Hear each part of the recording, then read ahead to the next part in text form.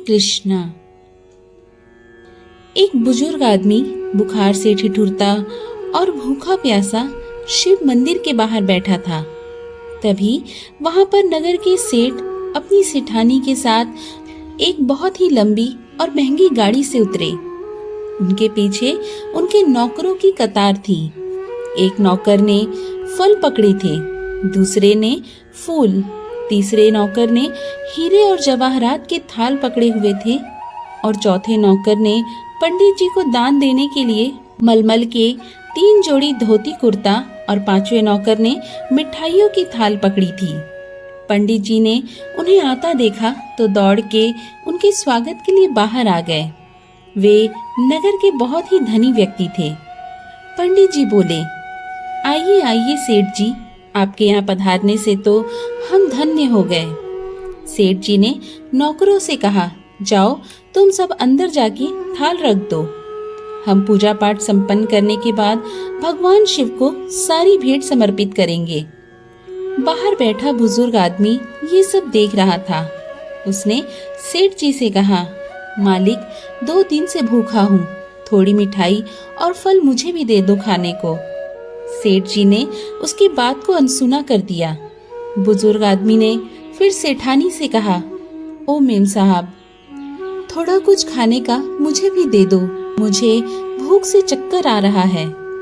सेठानी चिढ़ के बोली, बाबा ये सारी भेंट तो भगवान को चढ़ाने के लिए है, तुम्हें नहीं दे सकते।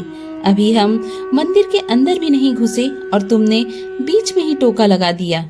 सेठ जी गुस्से से बोले, लो पूजा से पहले ही टोका लग गई, पता नहीं अब पूजा ठीक से संपन्न होगी भी या नहीं।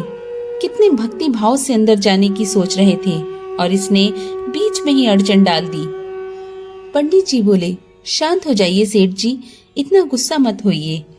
अरे क्या शांत हो जाइए पंडित जी, आपको पता है पूरे शहर के सबसे महंगे फल और मिठाइयाँ हमने खरीदे थे प्रभु को चढ़ाने के लिए और अभी चढ़ाया भी नहीं कि पहले ही अड़चन आ गई।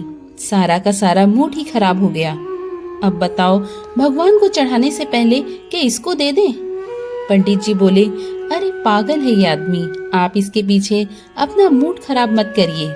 सेठ जी चलिए आप अंदर चलिए, मैं इसको समझा देता हूँ। आप सेठानी जी के साथ अंदर जाइए। सेठ और सेठानी बुजुर्ग आदमी को कोसते हुए अंदर चले गए। पंडित जी बुजुर्ग आदमी के पास आए और बोले, जाके कोने में बैठ जाओ, जब ये लोग यहाँ से चले जाएंगे तब मैं तुमको कुछ खाने को दे जाऊंगा। बुजुर्ग आदमी आंसू बहाता हुआ कोने में बैठ गया। अंदर जाकर सेठ ने भगवान शिव को प्रणाम किया और जैसे ही आरती की थाल लेकर आरती करने लगे तो आरती की थाल उनके हाथों से छूटकर नीचे गिर गई। वे हैरान रह गए, पर पंडित जी दूसरा आरती का थाल ले आए। जब पूजा संपन्न हुई तो सेठ जी ने थाल मंगवाई भगवान को भेंट चढ़ाने को, पर जैसे ही भेंट चढ़ाने लगे तो वैसे ही तेज भूकंप आना शुरू हो गया और सारे के सारे थाल जमीन पर गिर गए। सेठ जी थाल उठाने लगे। जैसे ही उन्होंने थाल जमीन से उठाना चाहा तो अचानक उनके दोनों हाथ टेढ़े हो गए, मानो हाथों को लकवा मार गया हो। ये देखते ही सेठानी फूट फूट कर रोने लगी। बोली, पंडित जी देखा आपने, मुझे लगता है उस बाहर बैठे बूढ़े से नाराज होकर ही भगवान ने हमें दंड दिया है। उस बूढ़े की अड़चन डालने की वजह से भगवान हमसे नाराज हो गए।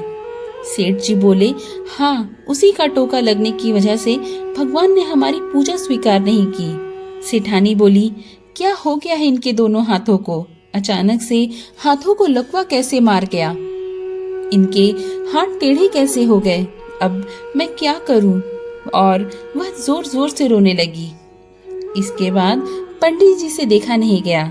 उन्होंने हाथ जोड़कर सेठ और सेठानी से बोला, माफ करना, एक बात बोलूं आप दोनों से, भगवान उस बुजुर्ग आदमी से नाराज नहीं हुए, बल्कि आप दोनों से रुष्ट होकर भगवान ने आपको ये दंड दिया है। सेठानी बोली, पर हमने क्या किया है? इस पर पंडित जी बोले, क्या किया है आपने? मैं आपको बताता हूँ। आप इतने महंगे उपहार लेकर आए भगवान को चढ़ाने के लिए, पर ये आपने नहीं सोचा कि कि हर इंसान के अंदर भगवान बसते हैं। आप अंदर भगवान की मूर्ति पर भेंट चढ़ाना चाहते थे, पर यहाँ तो खुद उस बुजुर्ग आदमी के रूप में भगवान शिव आपसे प्रसाद ग्रहण करने आए थे।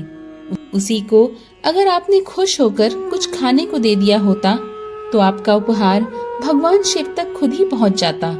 किसी गरीब को खिलाने से तो स्वयं ईश्वर का भोजन कराने के समान होता है। आपने उसका तिरस्कार कर दिया तो फिर ईश्वर आपकी भेंट कैसे स्वीकार करते? सब जानते हैं कि श्री कृष्ण को सुदामा के प्रेम में चढ़ाए एक मुट्ठी चावल सबसे ज्यादा प्रिय थे। अरे भोलेनाथ, जो पूरी दुनिया के स्वामी हैं, जो सब कुछ देते हैं, उन्हें हमारे कीमती उपहार से क्या करना?